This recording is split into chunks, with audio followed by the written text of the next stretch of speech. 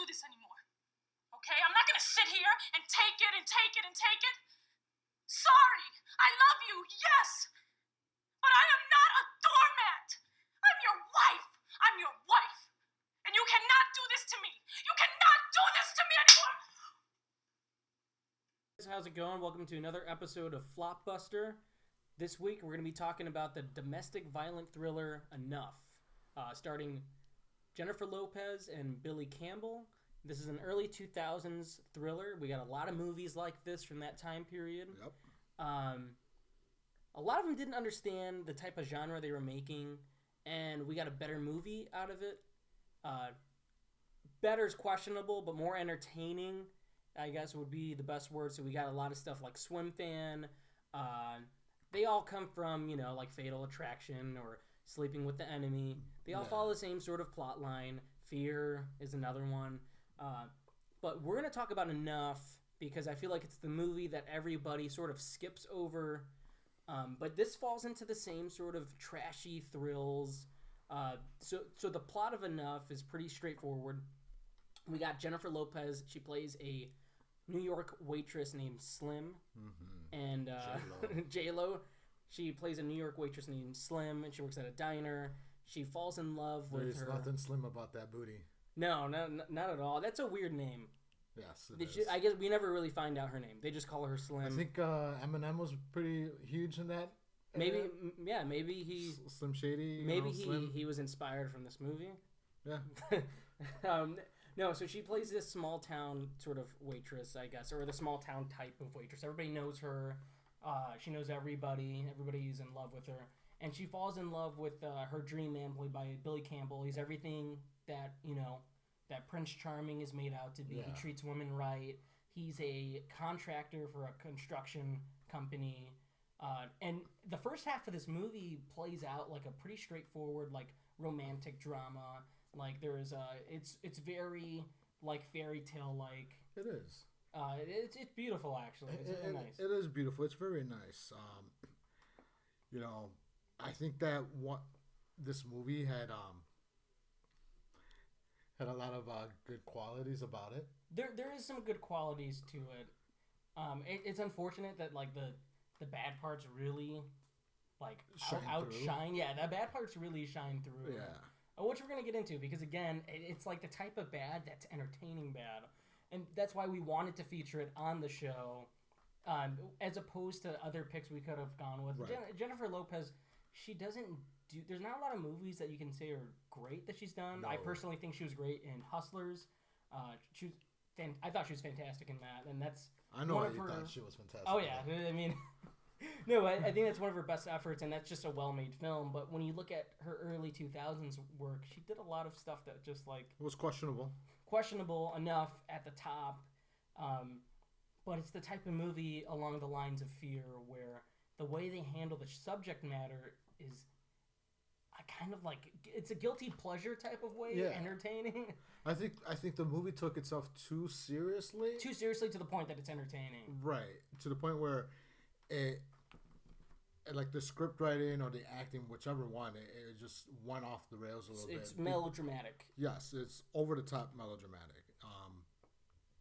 But it was it's a movie about domestic violence, which it should not be funny. It should not be funny. Entertaining at all. It shouldn't be entertaining at all. But Mitch is a man's man.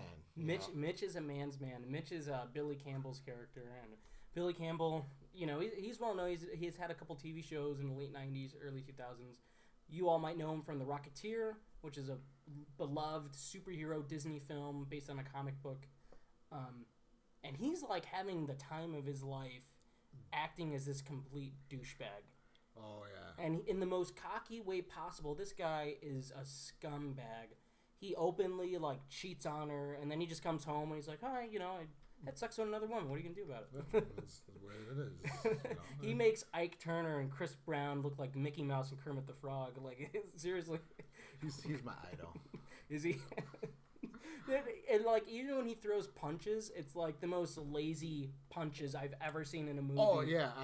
I was looking at GIFs because we were text messaging back and forth, and I was looking GIFs of Enough, and I sent it to you. It's like if you slow it down, you could see the actual punch just missing. Just miss. And it's like, okay. So that's how it's going to be played. And she's, J-Lo's on the floor all covered up. And which reminds me, I like my violence how I like my beer. What's that? Domestic. No, man, but this movie is like, a lot of movies were like this. There's another one I think I just mentioned, Swim Fan, where you have the crazy significant other, right. And they're, it all hits the same beats. In one way or another, they all hit the same beats. What makes this one so unique is, again, the performance from Billy Campbell is so over the top.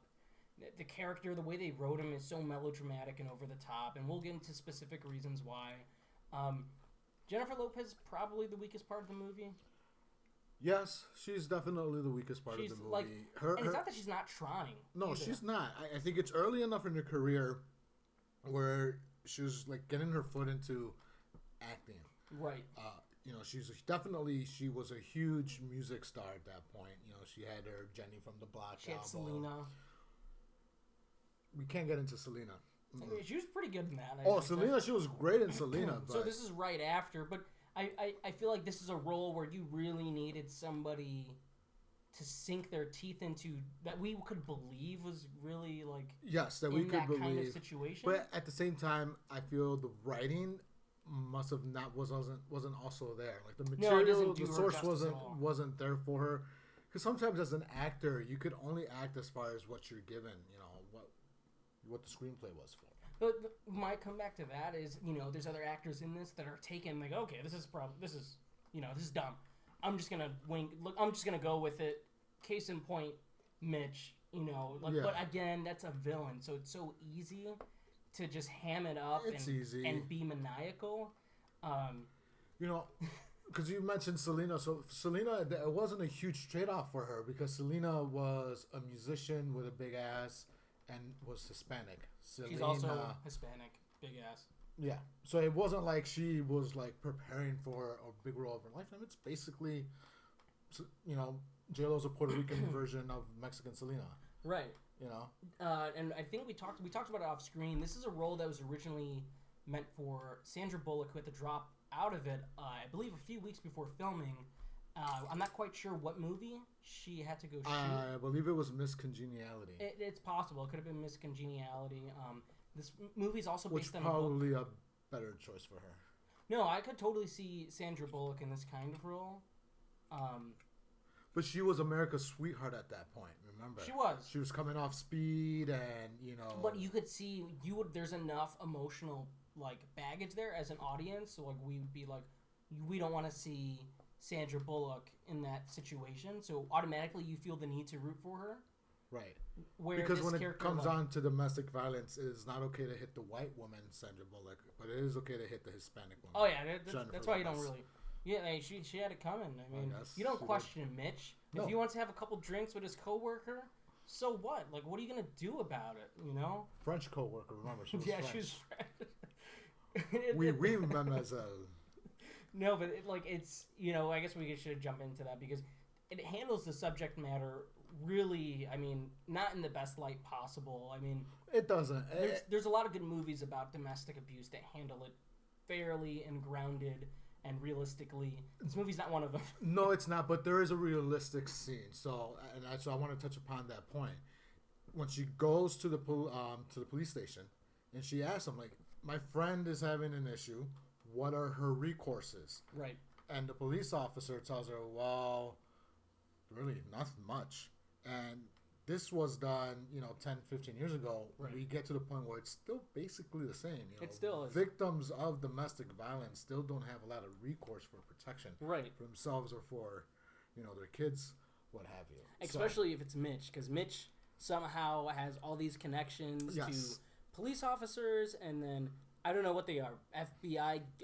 They're thugs. They're thugs. There's these guys. They just pretend they're FBI. So there's a scene in the movie, and I'll play a clip so you guys can see. You got wannabe Val Kilmer in there. This guy that looks like a B-list knockoff Walmart version of Val Kilmer, ripping up her friend's couch with a knife and talking about he wants to kill them. They're there looking for Slim and her daughter.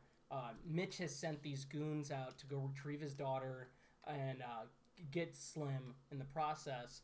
And these guys pretend to be FBI agents. I don't know how this guy has all these connections. He's connected to police. He's connected to these thugs. Is he a gangster? They say he's just a contractor, but he has this evil villain monologue in the beginning of the movie where he essentially goes, I can do anything I want. I'm the man in this relationship. Yeah. I just got to put drugs in your purse and say you're a crack whore or whatever, and I get my daughter.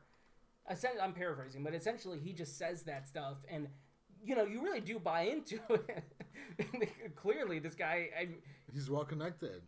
It's like he gets richer and more evil as the movie goes on because he has this house, and like when they buy the house, he's like slightly threatening the guy. Yeah. But you don't even see it as that. It's just like, okay, he's just like telling the guy his wife really wants the house, but he's like, I got ways of getting it. You'll be uncomfortable today. You'll be uncomfortable tomorrow. Right. He goes into that. Yeah. It's one of those movies that a lot of it is not plausible. No, none of it. Like I'm not gonna reality. walk up to somebody's house and be like, "I'm buying your house." Well, it's not for sale. I'm buying your house. How much you want for it? Money is no object. I'm like, okay, money has to be an object. So like, and I've worked with contractor guys and contractor, owners and stuff. No, they don't have that type of cash. No, that's why I said it's like as the movie goes on, he becomes more rich and powerful. By the end of this movie, this guy's living in a glass house. Glass house on the beach. But he's got another woman in the bed. California. Yeah. It's like millions. Yeah, no, it's crazy because every time I haven't seen this movie in a while, but I was the one that recommended that we watch it because I was it's one of those movies I remember renting with my parents from Blockbuster. At the tail end VHS, early days of the DVD, and it was one of the hot new releases and stuff. I'm like, I feel like that would be a good representation of these kind of movies. Yeah. And it really does. There's so many scenes in here that show why. One of the scenes I want to jump into is when one that you brought up. It's right after she gets hit for the first time, and she goes to her mother-in-law's house, and her mother-in-law is just like, "What did you do?" Just like nobody has these kind of reactions. Her eye just got twice. He like bitch slapped her or punched her. I don't know what he did. The editing's really bad in this movie, so it's hard. That's why we say when Mitch punches, it's so lazily done. It is okay. So I'm not a fighter, but I've seen enough boxing. You've seen enough boxing real life events to say. So it's messed up to the sense where. I would figure she would have some bruising, but she gets like a cut down her eye that doesn't seem possible unless you're wearing rings. I don't think Mitch was wearing any rings. The only conclusion is that he's Mitch. Right. He just got superhuman strength. He does. Now, this movie, because I was doing some homework, I was doing some trivia. This movie came out Memorial Day weekend. Okay. It was a brand new release, and it came in 5th place. Yeah. So I believe now, I may be wrong, they're either 1 and 2, but it was a Spider-Man came out that year. It was a first Spider-Man. And then it was Star Wars Part 2. So I would guess first Spider-Man, Star Wars. Yeah, that would make sense. Top 2 for that. 2002. But those movies were already about a month and 2 months old, and they were still holding down the 1 and 2 spots. On paper, this movie should have been profitable. I think what doesn't make it profitable, to your point that you bring up about box office and why it probably was considered a flop, was how expensive it is. Yes. Even by today's standards, the type of movie that they made is expensive. It is. I can name so many other movies that, if you gave Blumhouse $38 million, they're going to give you 38 movies. That's why. Would one of them be a better Halloween? Who knows? No, but enough cost $38 million.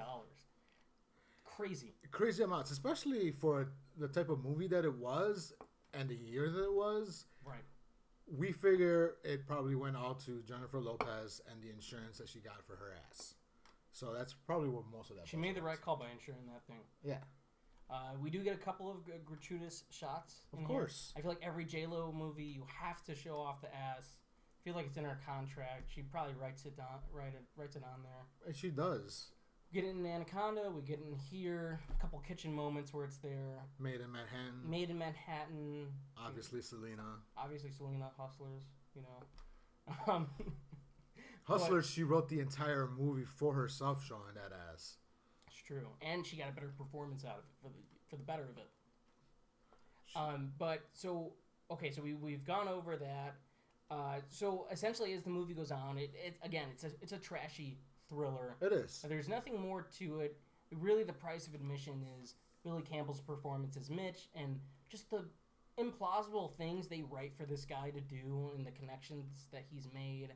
So as the plot goes on, Slim is moving from like state to state. She's in motels. She's going across the country with her kid. She gets a sum of money from her deadbeat dad, who's rich. His name is Jupiter. He's like an art dealer or something. Which that entire plot line to me does not make any sense whatsoever. He's there for the sole purpose of giving her money. Basically, his introduction to it, and like all of a sudden he's like saying, "I got like 10 other kids. I'm going to give you $6," and it makes no sense to me. No, it doesn't make any sense. But he's there just to give money. Yeah, so she essentially gets money from this guy. We go along, and we get to my favorite part of the film, but by the movie standards, like it feels like it's from a totally different movie. Essentially, Slim drops her kid off with her friend, and she takes up Tae-Bo. With Billy Banks. Billy Banks is in this movie. She learns Tae-Bo, and I'm telling you, you don't want to mess with anybody that learns Tae-Bo because they're dedicated. What's more like, you don't know it until later on in the fight, but apparently she's learning Krav Maga because I don't know what form of martial arts like this, but she learns it in a day. Who becomes a champion fighter in a day? My point to that is, again, Mitch is so cocky and lazy the way he throws punches. He's just so used to beating up women that he's just like, oh, no, nobody's gonna fuck with me. Nobody's gonna mess with me. Like, I have money. I got everything. What are they going to do? Like, seriously, they're going to, like, beat me up? What are they going to do? That's why his punches are so lazy. His slaps are so, like, meh. So, Slim takes the opportunity to learn whatever form of martial arts. See, now, when you're going to slap a woman, you want to make sure that you go using your knuckles to the face so you get more impact. It hurts more. So that's how you keep them in line. It's knuckles first. Okay, but...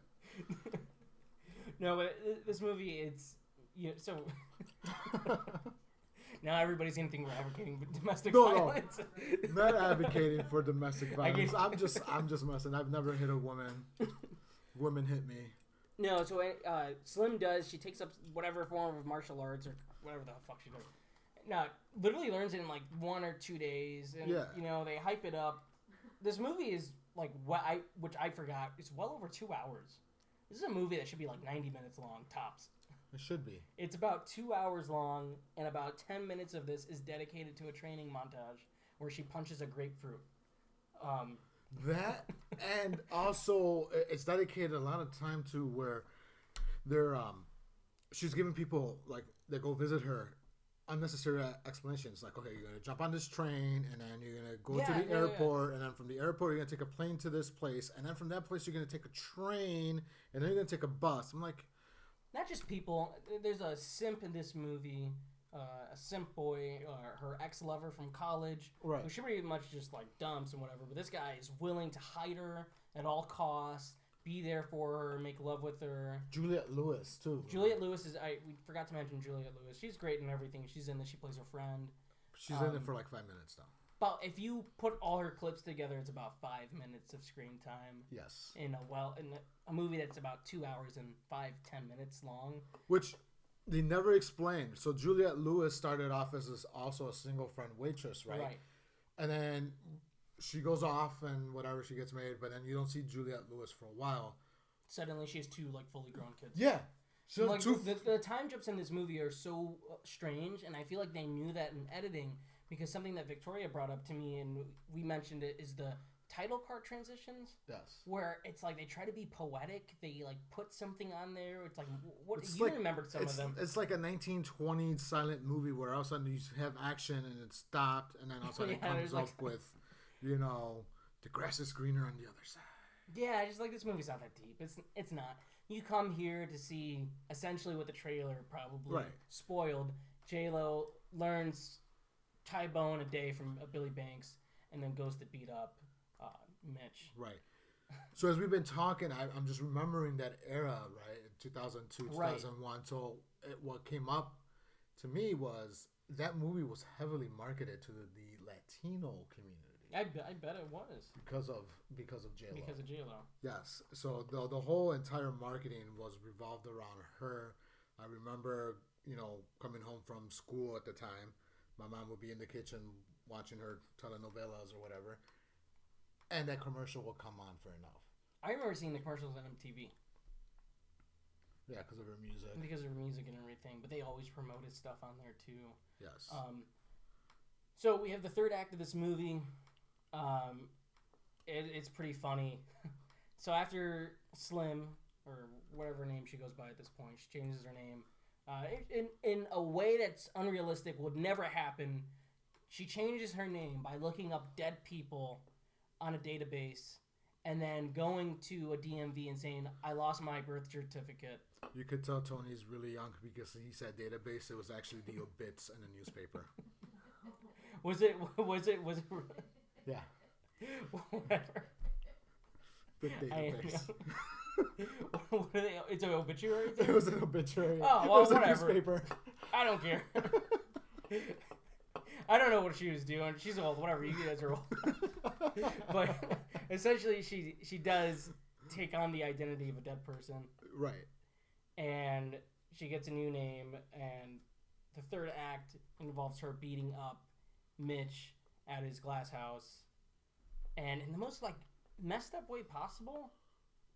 She kind of just, baits him into, doing it. Right. So, basically, I feel like she created domestic violence on him. In that third act, at that point... She's the one that egged him on, agitated him. She's the one that did the first punch. She punched him first. She set him up for a trap. He was like, I don't want to fight. Right. And then she slapped him. Was it a slap? Wait, what is Jess saying? Was it a slap or a punch? I'm gonna slap him like the bitch that he is. She did slap him. She slapped him. And she mentioned, I'm pretty sure she mentioned it, that's why she was going like this constantly, because she was just going in for the slap each time. Right. And she's like, I just slapped you around a little bit. How do you like it? Yeah, but she does bait him in the movie. She sets up... The movie turns into a thrill...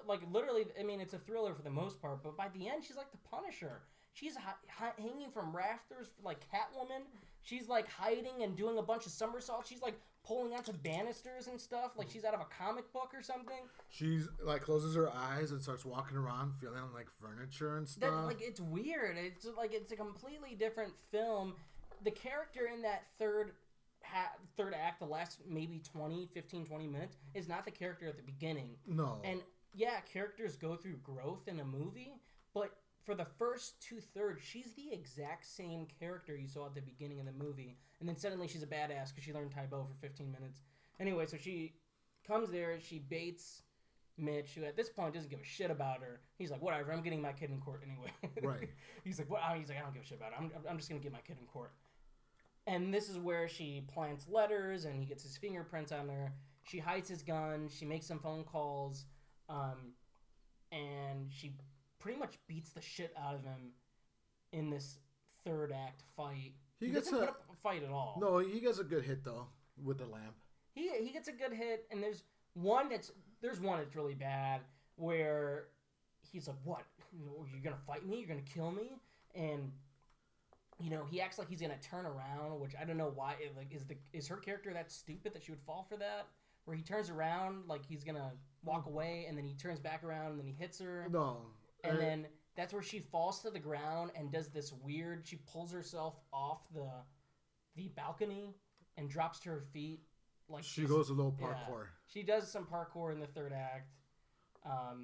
If a girl comes up to you and she's doing this, I would assume you messed up somewhere, and I would just walk away because you don't know what the hell she learned. She's wearing all black, coming in his house with a short haircut now, and act like I wouldn't mess with this person. So I mean, if it looked like J-Lo and I wasn't involved, he definitely looked. I mean, I may be like, hey, yo, what's up? He definitely looked scared in the third act of the movie. You could tell he was like, oh shit, I might die. I might get pegged. I think you would like that if you were his character. I don't think you would be the one slapping her around. No. I mean, like, if this was your movie, it would be called More. Not enough. J-Lo could definitely peg me.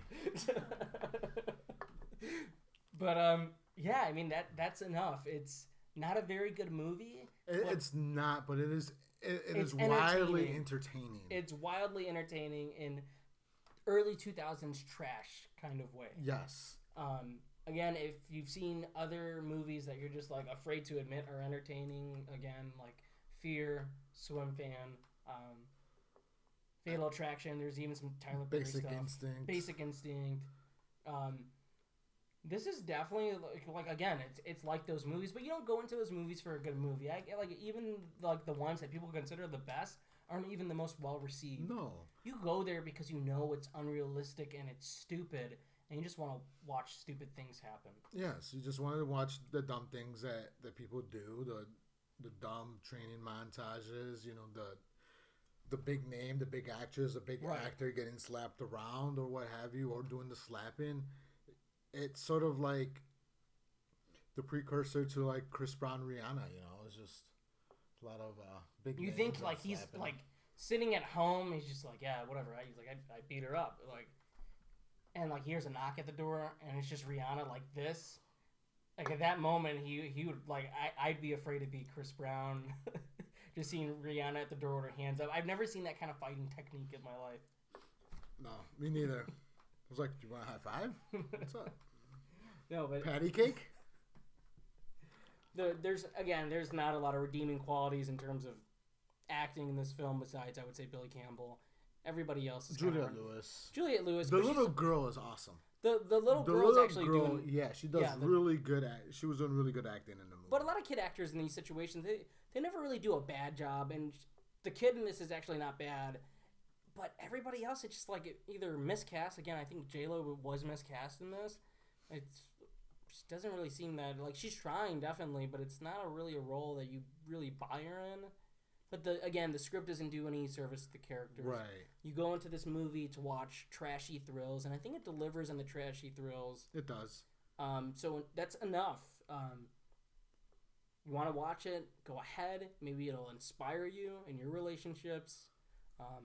If you're inspired by Mitch, if he's like somebody you look up to, I would probably seek a therapist. But yes, because we don't condone domestic violence, whether it be on man versus woman, woman versus man, woman versus woman, man versus man, toaster versus microwave. Just don't hit your significant other. And don't chop off their fingers either. Don't. Yeah, like Amber Heard. I wonder if this is her favorite movie. This is like the way she views her life. Probably.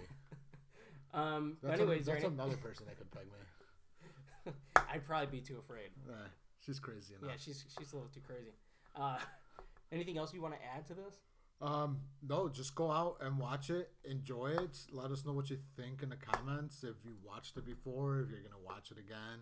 I definitely enjoyed revisiting this movie. I enjoyed revisiting this. Definitely let us know, because I feel like this is one of those movies where, you know, again, it's not good, but it was like throwing it on. It was like it was pretty entertaining, and it's all coming from whoever wrote this. It's just like it's not in the realm of possibility, and that's where all the entertainment value comes from. It's just all these unrealistic events happening. The person who wrote it probably has never been involved in a domestic violence situation. No. And that's why I was so surprised this is based on a book. But then I looked up the synopsis for the book, and it's nothing like the movie. That happens. Especially in Hollywood. Oh, well, yeah. I mean, in 2002, I guess. 2002. Nothing was like the books. So would you say this is one of your favorite movies of all time? No. Well, if you don't have anything else to add, I think that might be it for this episode. Yeah, I think that's going to be it for this episode. I want to thank everybody for watching. You know, have a great day. Yeah, no, make sure to like, comment, subscribe. Let us know what you guys think of Enough. Do you have a poster of Enough? Do you have a signed coffee mug from Jennifer Lopez? did any of you work on the movie? Let us know, because Yes. I feel like it ruined a lot of careers, but at least, Not it probably brought us entertainment value way more than it should have. And for that, I thank them and Jennifer Lopez's insured ass. Yes. Have a good night.